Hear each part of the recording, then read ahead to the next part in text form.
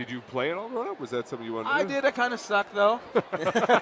I'll say I was a little better than my brother, but hope he's not watching. Way to call him out. Yeah.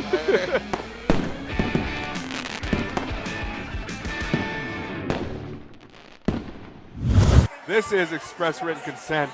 I'm JB. Ray Garcia has walked from his house because he lives right over there, we think. Broken Spanish is the restaurant. Yep. BS Taquerias are what's going on. But Dodger Blue is how you grew up. Dodger Blue in the blood. Yeah. I lived about 1.5 miles from the stadium. Yep. So on fireworks night from my patio, I could see the fireworks coming up. That's a great deal, by the way. It is a great deal. As a kid, that was my life. My grandparents were actually the big Dodger fans. That's awesome. They would take me to the game. We probably had about 20 tickets a season. And my grandparents were the old school sort of keeping score, listening to Vin Scully and their little radio. Yeah. So you'd have the two sounds, the actual stadium noise, and then my grandmother's little radio as she's listening to what Vin Scully is telling her. So. Were there guys you really loved when you were growing up? You loved watching them play? Yeah, I think I still have my Pedro Guerrero jersey in my closet. I don't know if it fits anymore, but Oral Hershiser, Kirk Gibson, the '88 Dodgers were legendary for me. So you weren't at the game? Do you remember the moment? I remember the moment. I was actually watching it in my living room. I was nervous. I was still a kid at that point. I still can picture the back of Dennis Eckersley's jersey, as he winds up, and I'm like, oh my God, what's going to happen? And then Kirk Gibson knocks it out of the park and limps around the bases. So, still top 10 all-time moments across the league. Absolutely. Unbelievable moment. When did you open Broken Spanish? So Broken Spanish and BS Taqueria were opened in 2015. So they're about 2 years old. So that same year. Yeah. What was the process getting to Broken Spanish? Were you looking to develop something? Did you have the menu? What was the name? Walk us through that. I had my own restaurant. I was the chef of a restaurant. I decided that it was time for me to kind of do something that connected a little bit more personally to me. Yeah. I knew I wanted to do Mexican or Latin food, and I decided to kind of branch off to my own.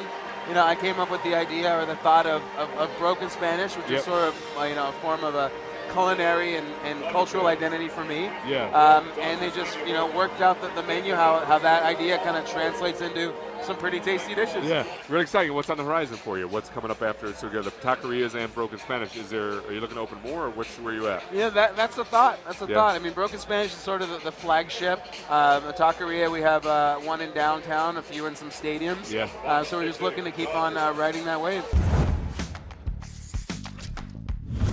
So your restaurant is Broken Spanish. Yes. It's got an incredible sort of modern takes on a lot of classic Mexican dishes. Yep. Start bench cut these Mexican staples. Tamales, enchiladas, quesadillas. Start tamales. Okay.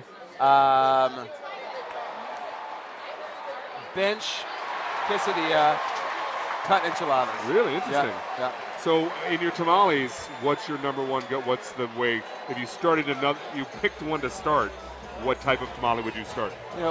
I love, I'm a meat guy, so we do a lamb neck tamale at the restaurant, and it's all about having enough meat. I think a lot of times people, they cheat you on it. You get this tamale, it looks really great, and there's only one piece of cheese and one piece of meat, and then the rest is corn.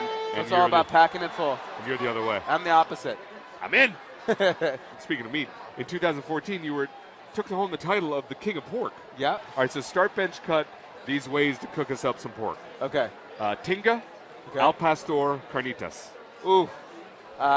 Start carnitas. Ooh, this is a tough one. Yeah. Bench tinga, cut al pastor. Interesting. Yeah. I'll eat all that. That sounds solid. Any way we go. I'm glad that you did start carnitas because I'm fairly certain that is the most basic, perfect food that one can put together. It can't get much simpler than that. Salt, fat, and meat. And it's so good. A little bit of citrus. Okay. Get distracted. So Esquire Chef of the Year in 2015. 2014, the King of Pork. Did you get a crown? I did. I got a crown and a golden pig. Oh, my. Yeah, that was pretty that's pretty sweet. Awesome. Where is the golden pig right now? It's under lock and key. You can't let that out of your sight. No, people want that, that's for sure.